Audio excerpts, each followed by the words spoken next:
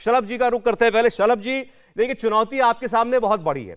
37 साल जो नहीं हुआ वो आप करना चाहते हैं और रिवाज बदलना चाहते हैं, बीजेपी की सरकार रिपीट करना चाहते हैं। जाहिर है आपने उसके लिए मेहनत भी की है, लेकिन ये वोटर टर्नआउट क्या इशारा कर रहा है? अभी तक लग रहा है कि 2017 के आसपास वोटिंग परसेंटेज रह सकती है। आप तो बहुत ही अनुभवी हैं, बहुत ही वरिष्ठ हैं। मुझे पंकज भार्गव भी नजर आ रहे हैं, बहुत पुराने साथी हैं। शिमला इनका अपना खुद का क्षेत्र है और जिस तरह का उत्साह दिख रहा है लोगों में, हिमाचल के लोगों में जिस तरह की खुशी दिख रही है, जिस तरह से लोकतंत्र के महापर्व को लेकर एक तरह का जश्न का माहौल दिख रहा है, ये क्या इंगित करता है? लोग खुशी खुशी जा रहे हैं वोट देने, जिस तरह से लोग जाके वोट डाल रहे हैं, मैं विश्वास के साथ कह सकता हूं कि पूरी लड़ाई एक तरफा लड़ाई है। और आपने कहा ना कि चुनौती है, तो चुनौतियों से पार पाने वाले का नाम ही तो भारतीय जनता पार्टी का कार्यकर्ता है, नरेंद्र मोदी है। और इस बार भी हम देखिए चुनौती से पार पाएंगे।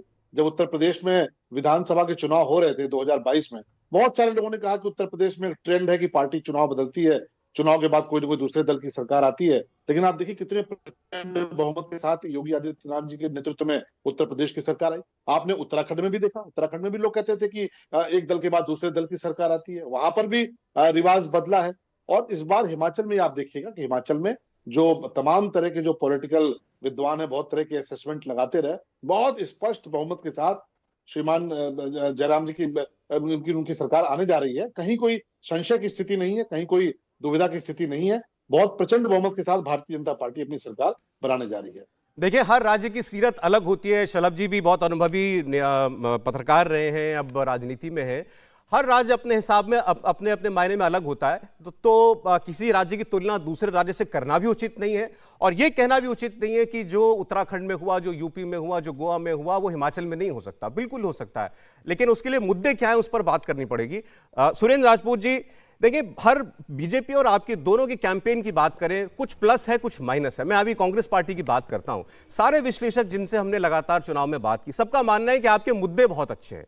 चाहे ओल्ड पेंशन स्कीम की बात हो, उसका एक अलग क्रेज है, 1.5 लाख से ज्यादा वहां पर सरकारी रिटायर्ड कर्मचारी वोटर है।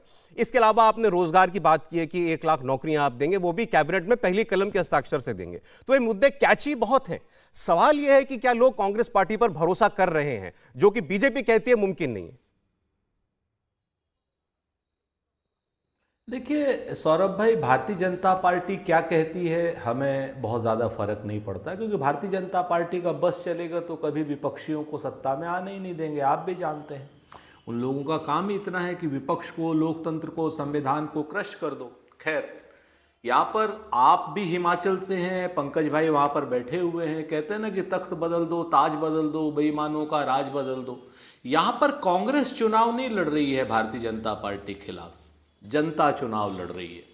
जनता को जो वादे 2017 में किए थे भारतीय जनता पार्टी ने, अगर वो वादे उन्होंने पूरे किए होते तो आज की डेट में ने रिवाज, ये प्रभाव, स्वभाव, ये सारी बातें करने की जरूरत ही नहीं पड़ती।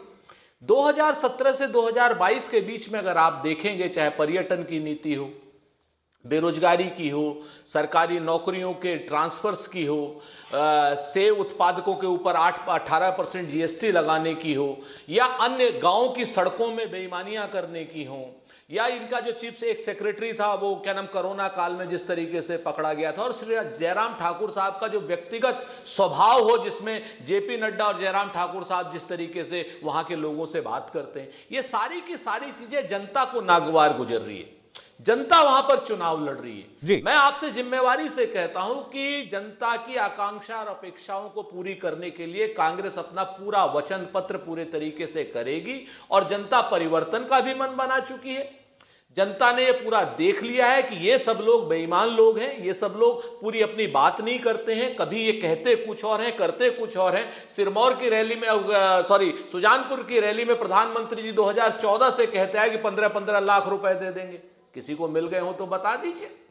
तो सच बात यह है कि जिस पार्टी का कार्यकर्ता से लेकर के और टॉप लीडरशिप तक झूठ बोलती हो, उसके ऊपर अब हिमाचल की जनता भरोसा नहीं करेगी, ऐसा हमारा विश्वास है। देखिए, मुझे हमें चर्चा में किसी चुनाव विश्लेषक ने कहा कि हिमाचल प्रदेश एक ऐसा राज्य है और हिमाचल की जनता का स्वभाव यह है कि वो सरकार इलेक्ट नहीं करती, सरकार रिजेक्ट करती है। और ये हम पिछले 3.5 दशक से देखते हुए आ रहे हैं। उसी को बदलना चाहती है बीजेपी। तभी वो अपने डबल इंजन की बात करते हैं, तभी वो कहते हैं कि अपने काम पर हम वोट मांग रहे हैं, नरेंद्र मोदी के नाम पर हम वोट मांग रहे हैं। मनोज जी के पास जाना चाहते हैं।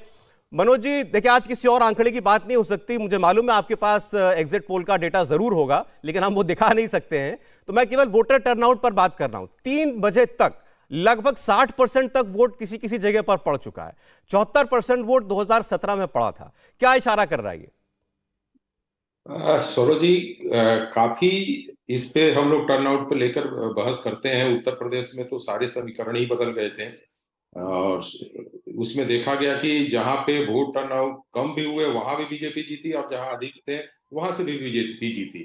जहां तक हम बात कर ले हिमाचल प्रदेश की, तो जो टर्नआउट दिख रहा है ये पिछले चुनाव से कहीं कम नहीं दिख रहा और लगभग उस तरीके से हम आ रहे हैं।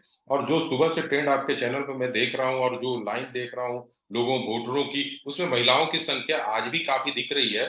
और पिछली बार यही महिलाएं सरकार चुनकर लाई थी और इस बार वो किस उत्साह के साथ, किस मुद्दे के साथ ये कर रही हैं, वो तो 8 तारीख के रिजल्ट पे ही पता चलेगा। लेकिन एक बात तो कहूंगा कि पहाड़ के लोगों ने अपनी समस्याओं को भूलकर राज्य की समस्या को ध्यान में रखते हुए आज पोल किया है। उसके लिए सारे हिमाचलियों को मैं तो अपनी तरफ से धन्यवाद देता हूँ और ये खुशी भी है कि इसी तरह से लोग अपने मत का प्रयोग करें।